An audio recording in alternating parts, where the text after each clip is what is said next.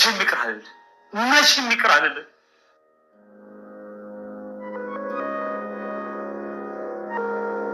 ጭራሽ ቤት ዘግተሽ ተቀመጥሽ። ንጉስ ከሰገነት ሳይወርድ ንግስቲቷ ገበያ ማለርቃ ነው ሄደቻል። በህይወት ዘመኔ እንዳንቺ ያዋረደኝ ሰው የለም ሉላ። በጣም አዋርደሽኛል። በጣም እማትረቢ ነሽ። እኔ በህይወት እያለሁ የሉላን እጅ አትይዝም፣ አትጨብጥም።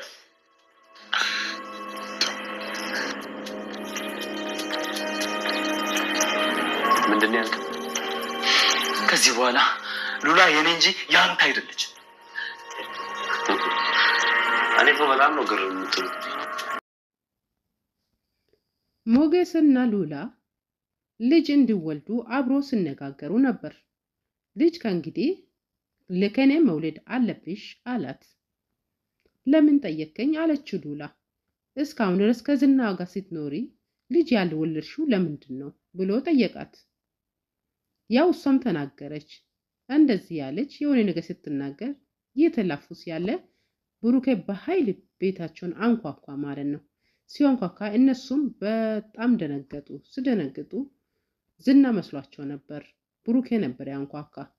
መጥቶ ማን ልበል ሲል ብሩኬ ሞገስ እኔ ነኝ ክፈት በሩን አለና በሩን አስከፍቶ ገባ። አስከፍቶ ሲገባ በቃ እኔ ልጄን ማሳከም አለብኝ፣ ምንም ቢሆን ምንም ዋሽቼም ቢሆን ሰርቅም ቢሆን ልጄን ማሳከም አለብኝ ባለበት ሰዓት ዝና ተከትሎ ገባ ማለት ነው። ሰላም ደህና ይስጥልኝ ውድና እየተከበራችሁ ውድ የዲቦራ ቤተሰቦች በሙሉ እንዴት ናችሁልኝ? ደህና ናችሁ ወይ? በያላችሁበት ሰላም ፍቅር ይሁን ያልኩ ዛሬ ምሳሌ 54 ይዤ ቀርቤላችኋለሁ። ቪዲዮ እንዳያችሁ ሼር ላይክ ማድረግ እንዳትረሱ። የዛሬ ቪዲዮ እንግዲህ ሉላና ሞገስ ቁጭ ብሎ እንግዲህ ለወደፊቱ እቅድ ባቀዱበት ሰዓት ብሩኬ በር ስመታ እንግዲህ በኃይል ነበረ። እነሱም ደነገጡ። ዝና መስሏቸው ነበርና መጥቶ ቁጭ ብሎ ተነስቶ ሲያዳምጥ ማን ልበል ስል እኔ ነኝ ሞገስ በሩን ክፈት አለው ብሩኬ።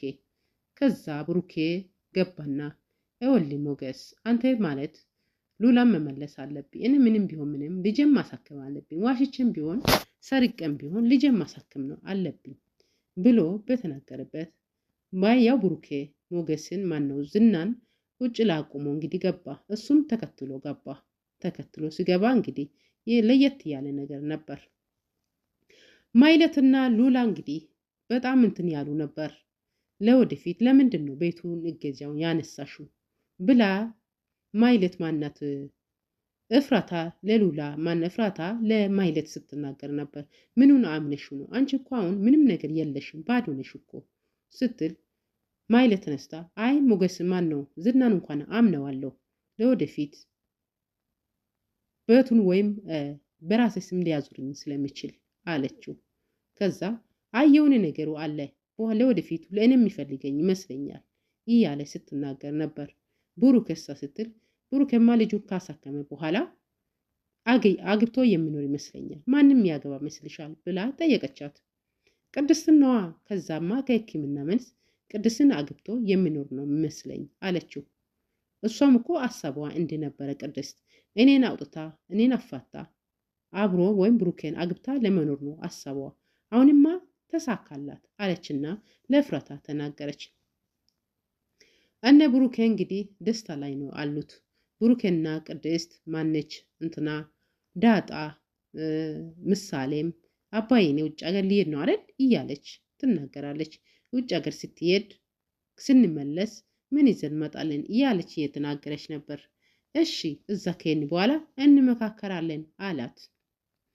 ወደ ብሩክና ወደ ማነው ሞገስ ስንመጣ ያው ስለ እፍራታ ስለ ሉላ እንግዲህ ሞገስ ማነው ዝና እንግዲህ ታጥቆ ተነስቷል።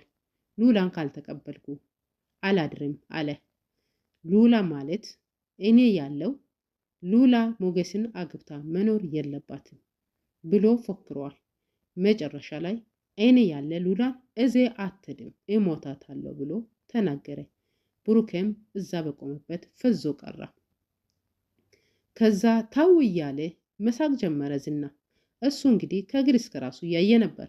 የቱ ጋር እንደሚመታ በቦክስ የቱ ጋር እንደሚያደርግ ማግማን ነው ሞገስን ከእግር እስከ ራሱ ያየ ነበር። እሱ ግን ታው እያለ የተናገረ ነበር። አሁን ምንም ነገር አንድ ነገር ሳይነካ ነይ ውጪ አላት ሉላም ማለት ነው። ሉላ ደግሞ ዝም አለች። ምንም መልስ የሰጠች አይደለችም። ደንግጠዋለች። ግን እሱ ከኋላው ከለዋት አትሄድም ሉላ እሷ ከሄደች እኔ አልኖርም፣ እኔም ብትገለኝ ይሻለኛል አለና ፎከረ። እንደ ፎከረ አልቀረምና ሞገስን አንድ አፍንጫው ላይ ነው እንግዲህ በቦክስ አለ ወደ ፍራሹ ላይ ገፍትሮታልና ነይ ውጭ አለና ማን ነው ሉላን እዟት ውልቅ አለ። ከወደቀ በኋላ ብሩኬ ነበረ። በጣም ደነገጠ። በቃ ተነስ አርጎ ተነስ ብሎ ከፍራሹ ሲያነሳ ዞር በል ከዚህ አንተን ብሎ ጓደኛ በጣም ራስ ወዳጅ አለና ተናገረ። አዎ ለልጅ ስር ራስ ወዳጅ አለ። ብሩኬ የምናገረው ነገር ጠፋ። የጓደኛን ሂጅ በላው፣ የጓደኛን ሁለታ በላው አለና ራሱ መጸጸት ጀመረ ብሩኬ። ከዛን እባክህ ጥርስ እየታከም ማለት የደማ ስለሆነ ና ክሊኒክ እንሂድ ብሎ ተናገረ። አለድም እኔ ከጥርሴ ይልቅ ሉላ ነች የኔ ክሊኒክ ብሎ ተናገረ። ብሩኬም ደነገጠ። ዞር በልልኝ፣ በቃ አንተ ጓደኛ አይደለህም፣ በቃ ሂድልኝ አለና አባረረ። ብሩኬ የምናገረው ነገር ስጠፋ ሄደ።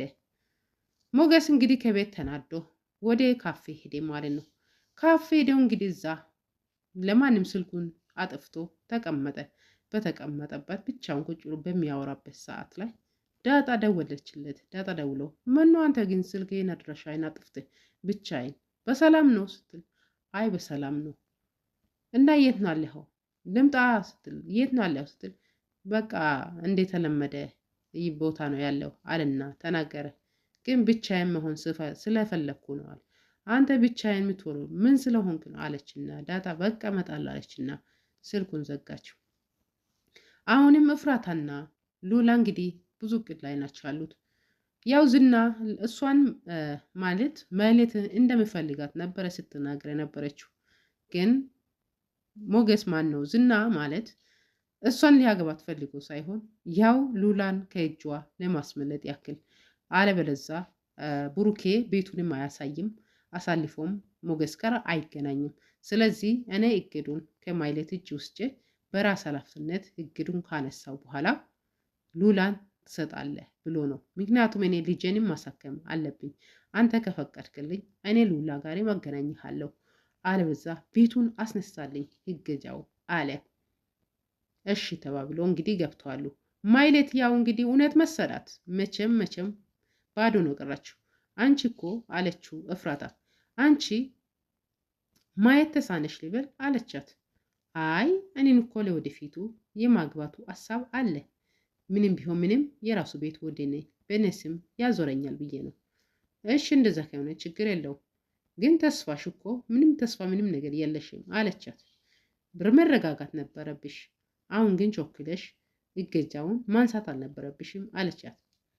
ያው ሶም አንዴ የሆነ ሆነዋልና ማለት ዝም አለችው። አሁን እንግዲህ ብሩኬና ዳጣ ማን ነው ቅድስት በጣም ደስ አላቸው። አሁንም ሱፍ ለብሶ ወጣ። አባዬ ውጭ ሀገር ልንሄድ ነው የሚል ፍልቅልቅ፣ እባካችሁ ኑ ይቀፉልኝ አንዳልና ቅድስትም ምሳሌም አቀፈቻቸው። ደስ ይላል።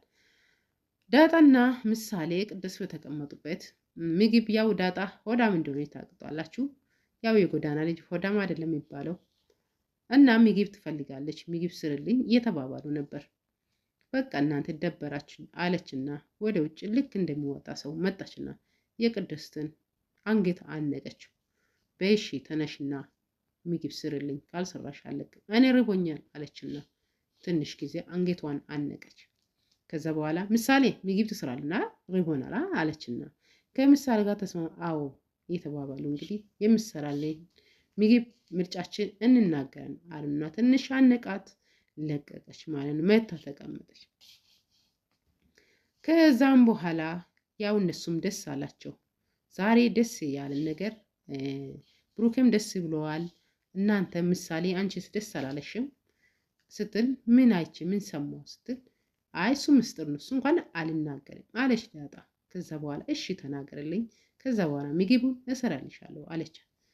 ከዛ አይ ቀስ ብዬ እነግርሻለሁ አሁን ከነገርሽኝ አለችና በቃ ነገረቻቸው። በጆሯቸው ነግራቸው አለችና ነገረቻቸው። ከተናገረች በኋላ በደስታ በቃ እልል አለችና ቅድስት ተነሳ ወደ ኩሽናዋ ምግብ ልትሰራ ገባች ማለት ነው። ዝና እንግዲህ በጣም እየፎከረ ይገኛል። ሚስቱን ጎትቶ ይዞ ሄደ። እንደተለመደች ብቸኛ መሆን ፈለገች። በቃ የእሱ ቤት ስቃይ በጣም አስጣላት። ሲያስጠላት ከሱ ተነጥላ ፎቅ ላይ ቆማ ምድር ማየት ጀመረች። በቃ የሞገስ ነገር አሳስባት። ቀስ ብሎ መጣና አንቺ ከኔ ምን አጣሽ? ሀብት አለኝ፣ ምን አለኝ፣ ከኔ ምን አተሽ ነው ሞገስን የመረጥሽው አላትና ተናገረ። አሁንም እሷ አልተናገረችም፣ ዝም አለች።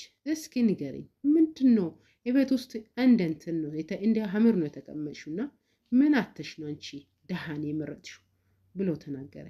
በቃ አንደኛ መጀመሪያውኑ ለኔ አዲስ አይደለም ያንተ ጭቅጭቅ፣ ያንተ መናገር፣ ያንተ ግርፋ አዲስ አይደለም። አሁን በቀባቶ ተገረፍኩ ብለሽ ነው የምትናገሪው አላት። በቃ ግደለኝና አሳርፈኝ፣ በቃ ሰልችቶኛል፣ በጣም ሰልችቶኛል ብላ ተናገረች። ምን አተሽ ነው በቃ ምን አጣሽ ብሎ ተናገረ። እኔ ምን ስለሆንኩ ነው ሞገስን የመረጥሽው ብሎ ተናገረ። ምክንያቱም አንድ ሰው ሀብት ሳይሆን ወይም ቁመና መልክ ሳይሆን የሚያኖረው ፍቅር ነው። ስምምነት ከሌለ ጭቅጭቅ ከሌለ ደግሞ ማንም ሰው ሊኖር አይችልም ማለት። ይሄ ሁሉ ግን ዘርዝራ ተንትና መናገር አልከበደባትም ማናቸው ሉላ ማለት ነው። ምክንያቱም ዱላው እንግዲህ ይከተልብኛል የሚለውን ነው በውስጡ ሁሉም ነገር እየጨረሰችው። ስለዚህ ዝና አሁንም ቢሆን አልታውሽም፣ በቃ አሁን ላይ ልጅ ካልወለድሽ አላት። ልጅ ትወልጃለሽ፣ ወደድሽም ጠላሽም አሁን ከኔ ላይ ወንድ ማለት ልጅ ትወልጃለሽ ብሎ ፎከረ። እሷም ክፉም ደግም አላለችም፣ ዝም ብላ ከእግር እስከ ራሱ አየችው። አሁን በቅርብ ካልወለድሽ ብሎ እንግዲህ በግድ ያፋጠታት ይገኛል። ያውች ልጅ ከሚሞት የሚለውን በቃ ማርገዙ አይቀርምና እንግዲህ ስትወልድ ደግሞ በሰላም ያደርሰን እናየዋለን። እና ሉላ በጣም የተሰቃየች ትገኛለች። ማይሌትም ያው ምንም ነገር መጀመሪያ እንደፎከረች አይደለችም፣ ባዶ እጇን መቅረቷ ነው። የቤቱን እገዳ እንዳነሳች ነው። ምሳሌም ታክማ ድና እንግዲህ ነጻ ሰው ሆና እንድትመለስ ዱዓ ጸሎት ያስፈልጋል ማለት ነው። እና ውድ የሀገሬ ልጆች ሰላም ፍቅር እንላችሁ። ቪዲዮ እንዳያችሁ ሼር ላይክ ማድረግ እንዳትረሱ። በአዲስ ቪዲዮ እስክንገናኝ ሰላም ፍቅር በቸሩ ያገናኘን። መልካም መስቀል በዓል እንደዛ ነው የሚባለው። እኛ እንኳን ያከበርን አይደለንም። የላ ባይ ባይ።